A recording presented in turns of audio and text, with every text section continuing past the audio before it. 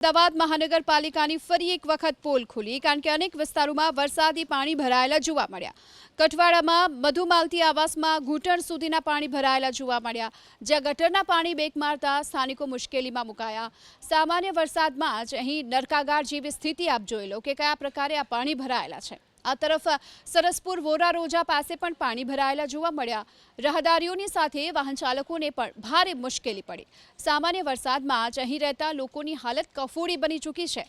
શેલામાં શાંતિ Asiatic સ્કૂલની પાસે પણ પાણી ભરાયેલા જોવા મળ્યા અને શાળા તરફથી વાલીઓને એક મેસેજ પણ કરવામાં આવ્યો કે વાલી વિદ્યાર્થીઓને લઈ જવા માંગતા હોય તો તેમને છૂટ છે।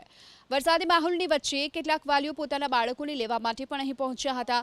જો કે સામાન્ય વરસાદમાં સોલા વિસ્તારમાં એક ભૂવો પડવાની ઘટના પણ બની હતી અને ભૂવાની આસપાસ બેરિકેડ પણ મૂકવામાં આવ્યા। આ તરફ વાત કરીએ ગાંધીનગરની, જ્યાં ગાંધીનગર શહેર અને જિલ્લો જ્યાં સવારે મેઘરાજાએ જમાવટ બોલાવી હતી। ગાંધીનગર શહેરની સાથે દહેગામ અને કલોલમાં પણ ધોધમાર વરસાદ વરસ્યો। દહેગામમાં 2 ઇંચ સુધીનો વરસાદ વરસી ચૂક્યો છે। દહેગામના માર્ગો પાણીમાં ગરકાવ થયા। આ સાથે નીચાણવાળા વિસ્તાર જળબંબાકાર થયા છે। Vaibhav complex, Amin complex, Modasa road, Purnima ઢાળ, નહેરુ ચોકડી સહિતના તમામ વિસ્તારો એવા છે કે જ્યાં પાણી ભરાયા। આ સાથે જ લોકોને અહીં પારાવાર મુશ્કેલીનો સામનો પણ કરવો પડ્યો। ગાંધીનગર શહેરની સાથે કલોલમાં 2.5 ઇંચ વરસાદ વરસી ચૂક્યો છે।